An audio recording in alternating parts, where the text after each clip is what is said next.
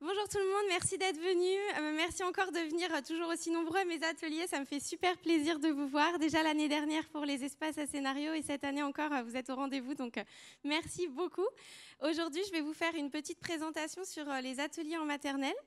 Et c'est quelque chose de vraiment, c'est un partage de pratiques. J'ai juste envie de vous montrer comment ça se passe dans ma classe parce que vous me demandez souvent de voir un petit peu comment je m'organise entre les ateliers autonomes, les espaces à scénario, etc. Donc aujourd'hui, c'est juste un partage de pratiques très simple de ce que je fais en classe. Ah oui, la télécommande. Voilà. Alors pour me présenter, pour ceux qui ne me connaissent pas encore, je suis enseignante en maternelle à Strasbourg depuis 10 ou 11 ans. J'ai une classe de petits grands cette année, mais d'habitude j'ai des petits moyens grands. J'ai souvent eu des niveaux multiples, j'ai aussi eu des niveaux simples, j'ai eu tous les niveaux de la maternelle. Et je suis aussi autrice de livres, donc les espaces à scénario aux éditions Sésame. Et je suis co-autrice du livre Oser la classe dans la cour avec Johanna qui est sorti aux éditions Nathan l'année dernière. Donc comme je vous le disais, mon objectif d'aujourd'hui c'est de vous partager concrètement mon organisation des ateliers dans ma classe de maternelle en essayant de respecter le plus possible le rythme de chaque enfant et de suivre ses progrès avec des outils que j'essaye de trouver simples parce que j'ai beaucoup tâtonné pendant 10 ans en maternelle pour trouver un outil de suivi. J'en ai trouvé un dont je vais vous parler tout à l'heure.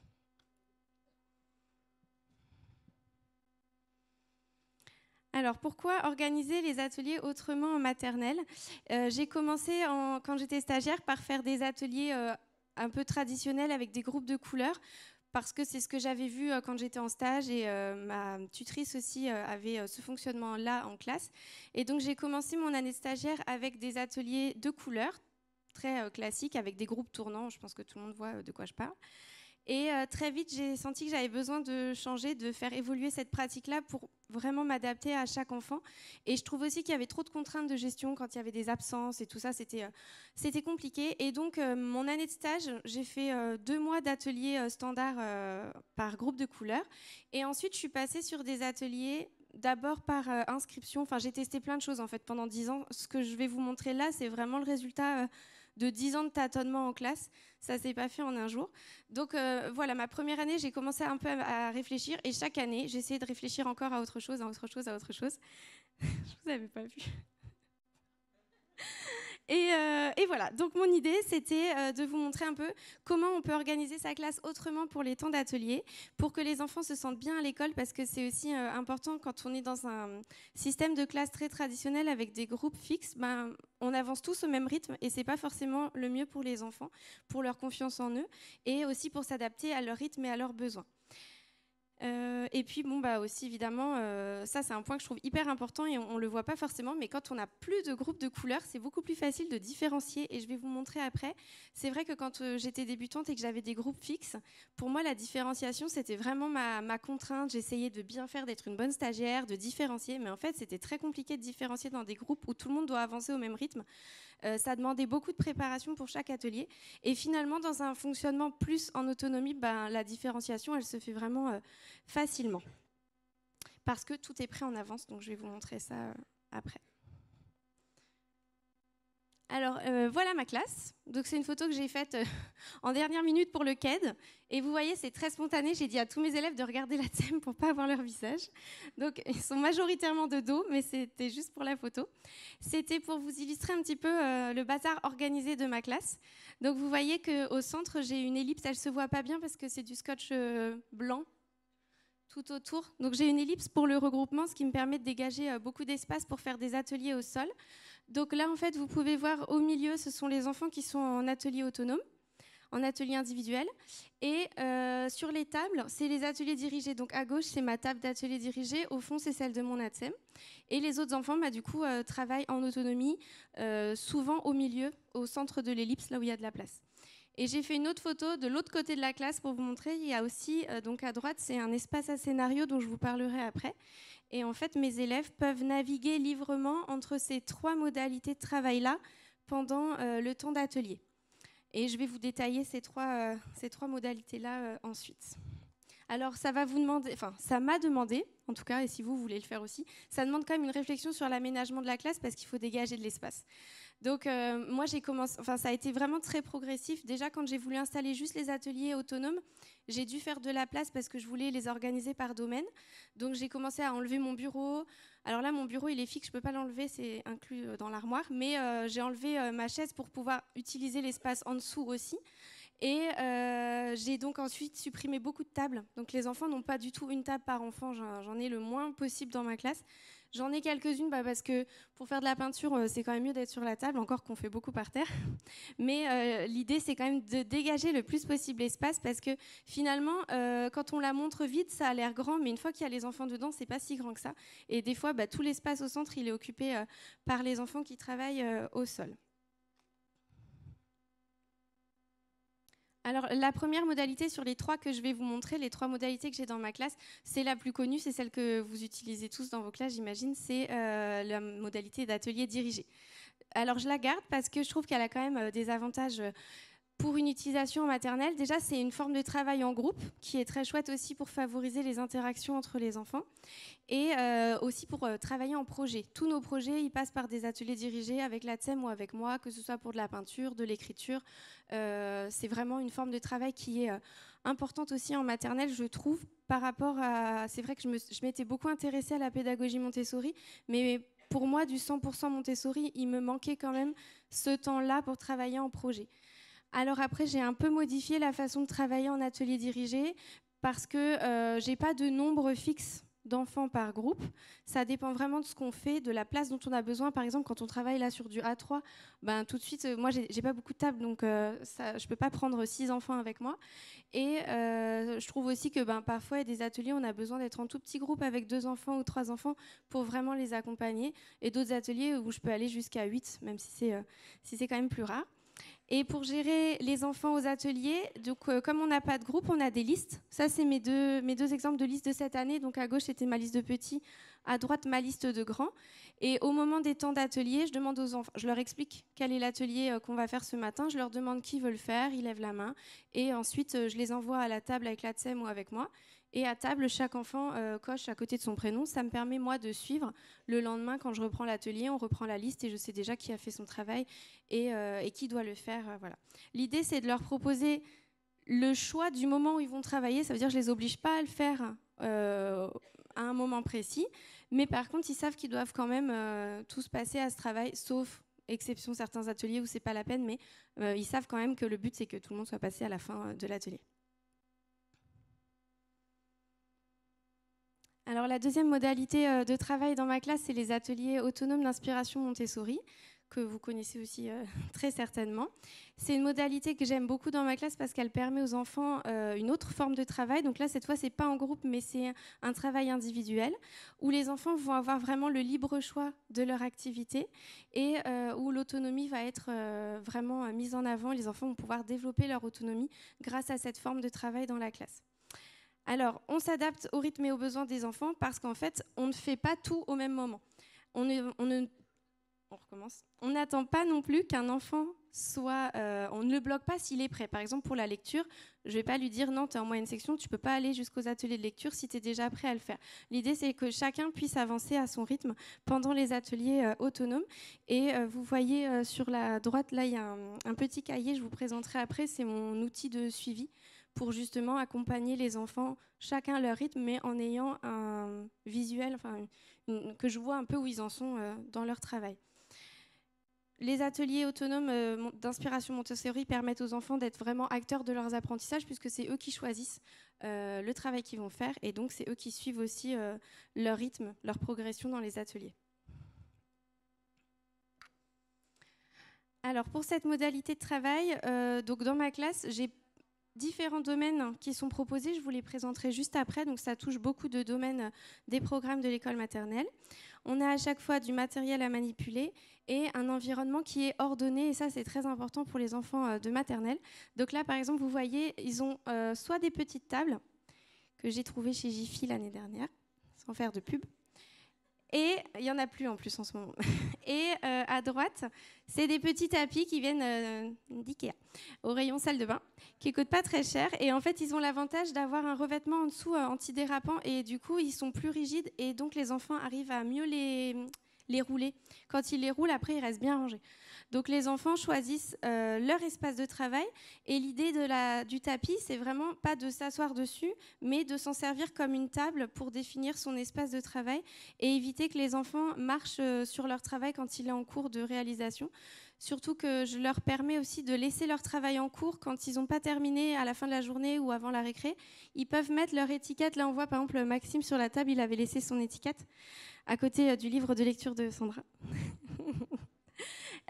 Donc, ils peuvent mettre leur étiquette et poursuivre leur travail le lendemain. Donc, c'est important que ce soit bien rangé sur chaque tapis ou chaque table, parce que sinon, c'est une catastrophe après pour le nettoyage le soir. Et voilà. Donc, il faut vraiment que les enfants soient très ordonnés dans leur apprentissage, et ça les aide aussi à structurer leur travail. Les ateliers autonomes dans ma classe sont toujours en lien avec mes programmations et les programmes, bien sûr. Et chaque année, je fais une programmation des ateliers autonomes pour toute l'année, parce que c'est aussi important de rester vraiment dans les clous et pas juste de faire des ateliers autonomes pour faire des ateliers autonomes. Ils doivent toujours respecter vraiment mes programmations et ce que j'ai prévu de travailler avec mes élèves. Dans ma classe, je n'ai pas la place de laisser mes ateliers toute l'année.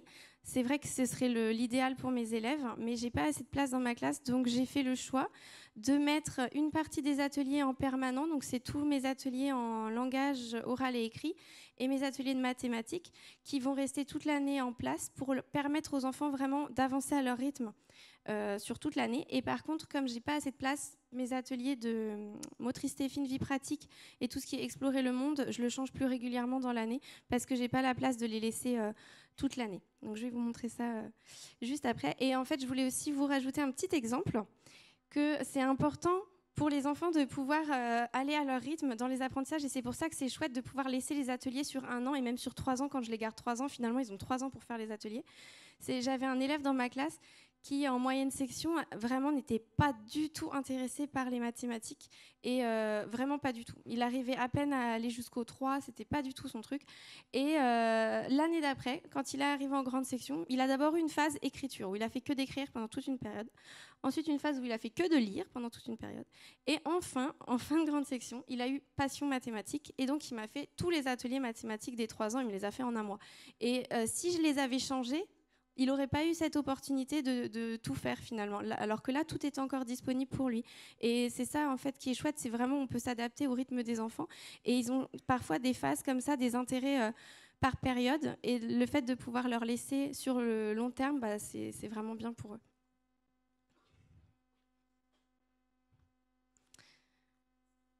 Je crois que je suis en retard dans mon timing, il va falloir que j'arrête de parler autant. Donc toujours pour les ateliers autonomes, donc je vous montre concrètement mon organisation. Je suis allée trop vite. Voilà.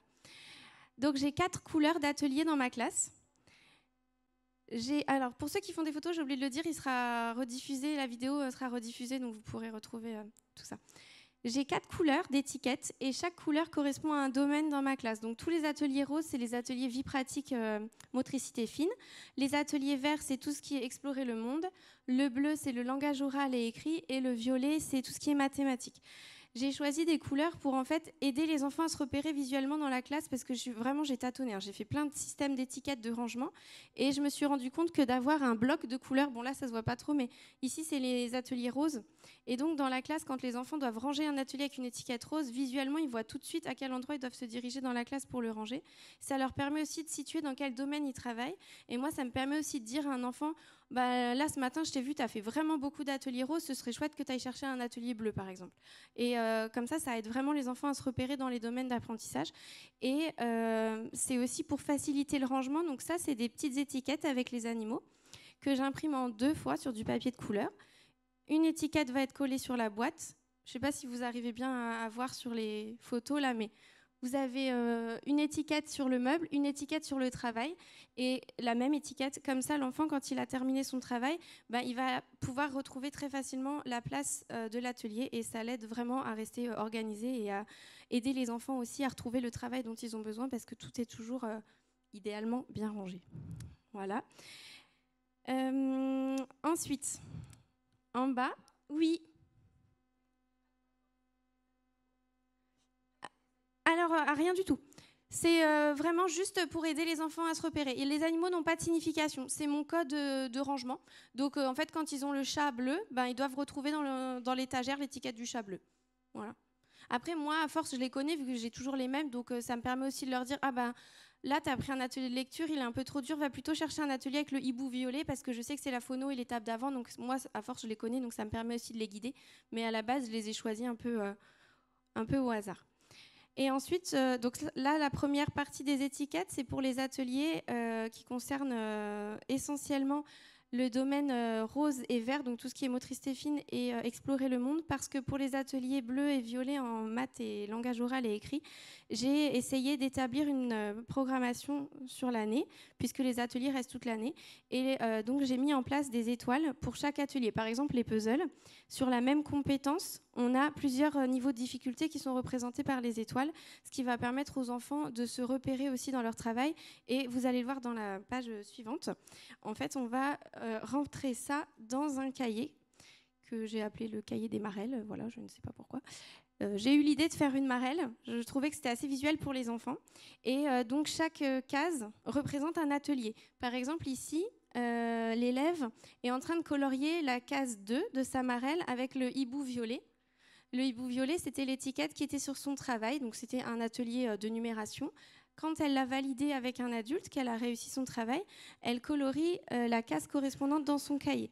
Le but, c'est d'aider les enfants à voir leur progression, à se motiver pour arriver jusqu'au bout de la marelle. Et ça me permet aussi à moi de suivre où ils en sont.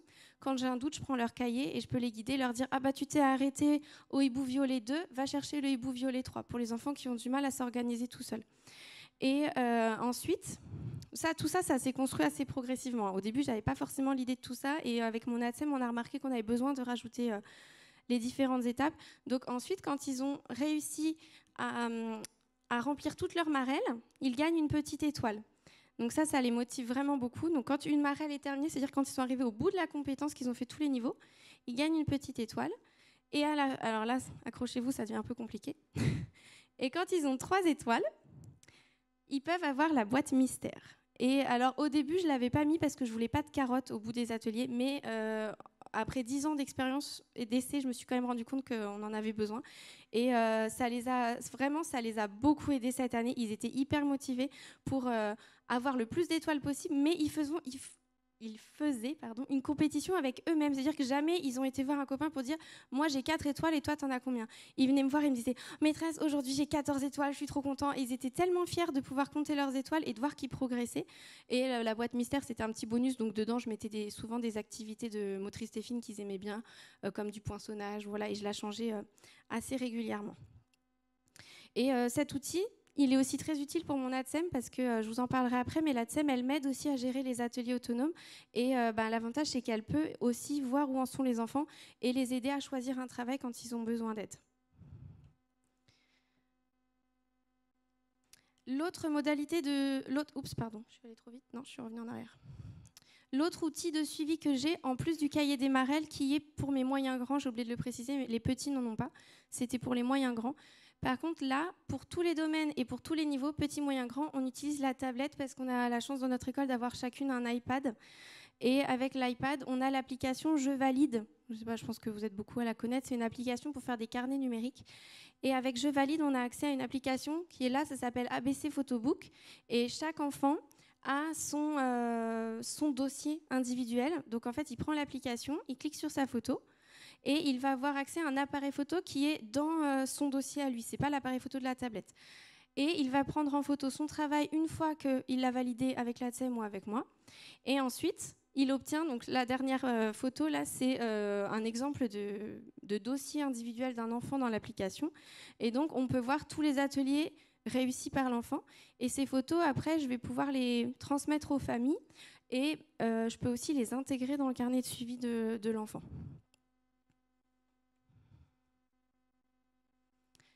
Donc là, on a parlé des ateliers dirigés, des ateliers autonomes d'inspiration Montessori. Et la troisième modalité dans ma classe, c'est les espaces à scénario. Alors les espaces à scénario, j'ai fait l'année dernière un atelier ici. Donc pour avoir toutes les infos, vous pouvez retrouver la vidéo sur YouTube en tapant KED Maîtresse Mélanie, vous retrouverez cette vidéo. Donc là, je vais vous en parler plus rapidement. Donc l'idée des espaces à scénario, c'est de proposer une autre forme de travail qui cette fois sera en duo, avec un cadre de travail très construit. Donc on a toujours 2 rôles, des objectifs et des consignes claires. et plusieurs niveaux de difficulté dans un même champ de compétences. Donc là, par exemple, pour la boulangerie, c'était le langage et la mémorisation. Donc les enfants devaient nommer les produits de la boulangerie et les mémoriser avant d'aller les commander.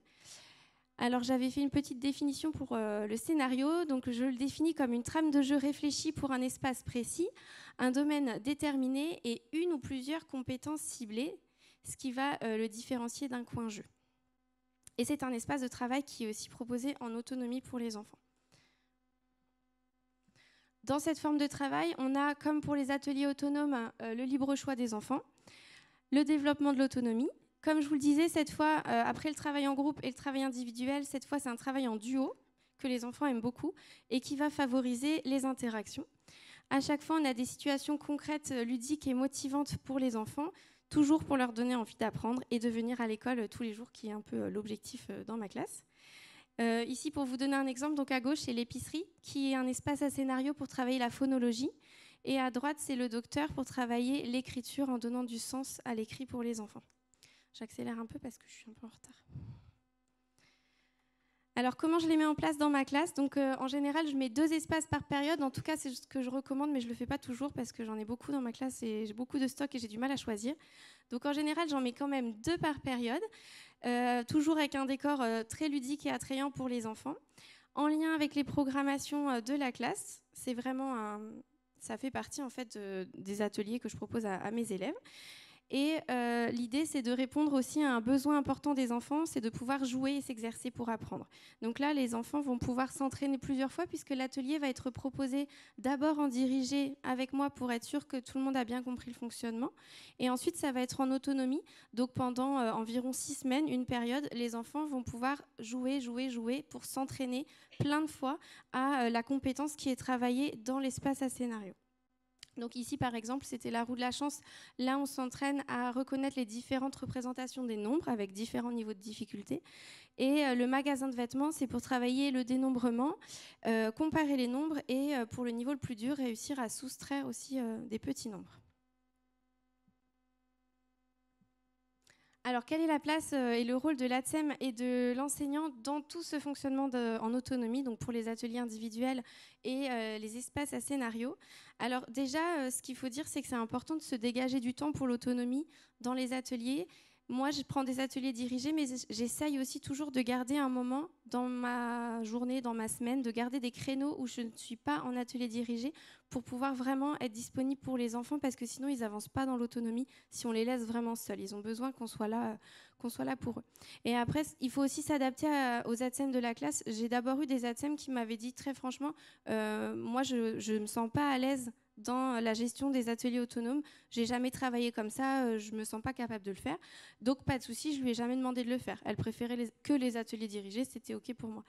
Là, j'ai de la chance d'avoir une ATSEM qui aime beaucoup l'autonomie, donc c'est super, j'en profite. Et elle m'aide vraiment pour suivre les enfants. Elle gère les cahiers de Marel avec moi, elle valide les ateliers avec moi. Et je lui explique aussi toujours les consignes des espaces à scénario pour qu'elle aussi, elle puisse toujours jeter un œil et intervenir s'il y a besoin.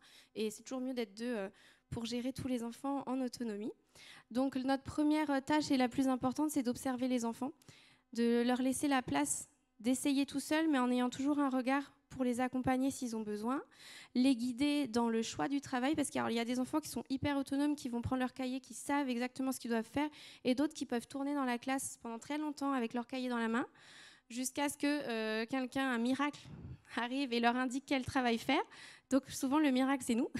On prend le cahier et on leur dit, regarde, tu t'es arrêté là, tu as fait le chat 2 étoiles, va chercher le chat bleu 3 étoiles. Donc c'est important de pouvoir les guider. Et aussi, dans les espaces à scénario, de leur dire, dans les espaces à scénario, quel niveau de difficulté est le plus adapté pour eux. Parfois, ils ont besoin d'un peu d'aide.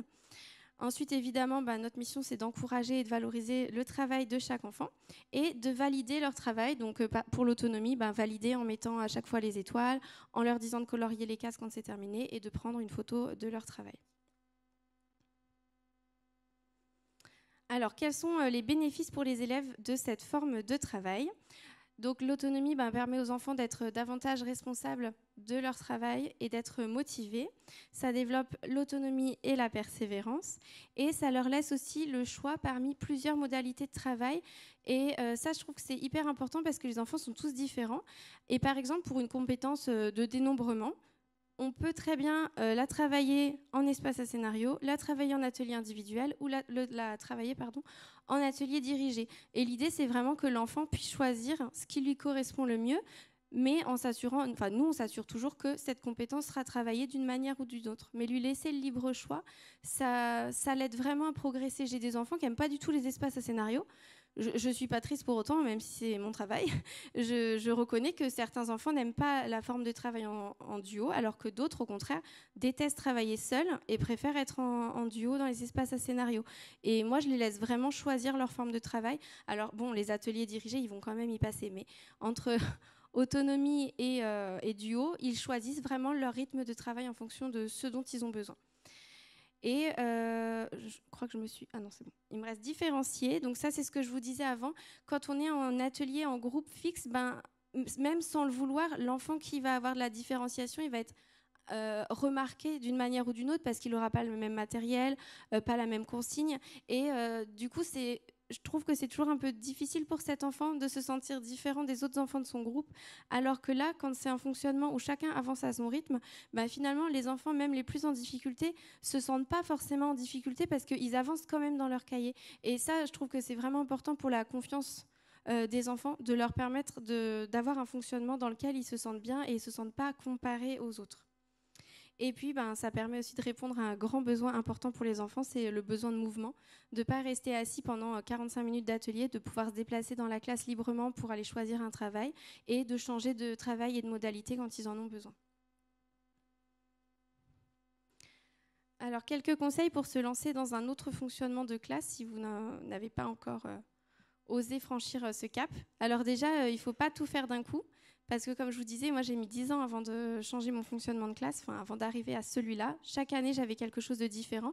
Donc fixez-vous un objectif, choisissez quelque chose que vous voulez vraiment mettre en place l'année prochaine.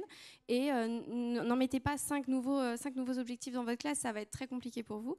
Vous pouvez aussi commencer par une rentrée de classe traditionnelle pour vous rassurer, le temps de connaître les enfants, et puis ensuite d'introduire peut-être les ateliers autonomes ou les espaces à scénario, mais le faire vraiment à votre rythme pour que ça vous rassure et que du coup ce soit une réussite dans votre classe. Ensuite, il faut tâtonner, hein. Vraiment, là, il n'y a pas de règles. On a tellement de choses sur les réseaux, tellement de choses sur Internet. On voit beaucoup de choses. C'est dur de faire le tri. Donc après, c'est vraiment à vous d'essayer de tâtonner, de voir ce qui vous convient, ce qui convient à votre classe, pour ensuite l'adapter à vos enfants et aussi l'adapter à votre salle de classe, parce qu'en fonction de notre salle de classe, on n'a pas tous les mêmes possibilités. Donc il faut réussir aussi à vider un peu sa salle de classe, réussir à la réaménager, sortir d'un cadre de classe qui nous rassure peut-être parce qu'on le connaît depuis longtemps, pour oser quelque chose de nouveau. Et pour ça, on peut se renseigner avec quelques lectures. Donc je vais vous montrer ce qui m'a aidée moi au début quand j'ai commencé. Alors, bien sûr, les livres de Céline Alvarez, moi, m'ont beaucoup aidée quand j'ai voulu changer de fonctionnement de classe. Et ensuite, les livres qui m'ont vraiment aidée, c'était les livres de Marguerite Morin. J'avais d'abord commencé avec le rose et le orange pour mettre en place les ateliers individuels, tout en essayant de rester en lien avec les programmes, parce que c'était un peu le problème avec la pédagogie Montessori, c'est que parfois ça ne colle pas avec nos programmes de l'éducation nationale.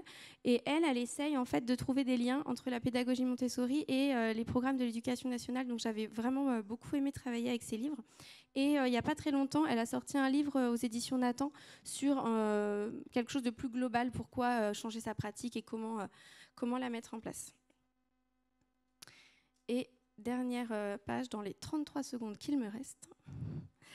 Donc, pour les ressources des espaces à scénario, je vous invite à aller voir mon travail. Donc, j'ai écrit des livres et préparé des coffrets aux éditions Sésame avec tous les espaces à scénario à mettre en place dans vos classes pour les différents niveaux de maternelle et même bientôt pour l'élémentaire, ça sortira l'année prochaine. Vous avez aussi une petite offre que mon éditrice vous a donnée parce qu'elle n'est pas présente aujourd'hui. Donc il y a un espace à scénario numérique qui s'appelle La Fabrique à Bonheur, qui est un espace en plus des livres que j'avais fait en version numérique. Et là, il est offert pour tout achat sur le site des éditions Sésame, pour tout achat de quelque chose des espaces à scénario, un livre, livre, un coffret, un lot, tout ce que vous voulez. Il faudra juste mettre dans votre panier le scénario numérique pour qu'ensuite ça puisse être offert avec le code KED25 qui est valable uniquement aujourd'hui et demain. Et voilà, je voulais juste vous remercier encore une fois d'être venus. Merci beaucoup. Merci.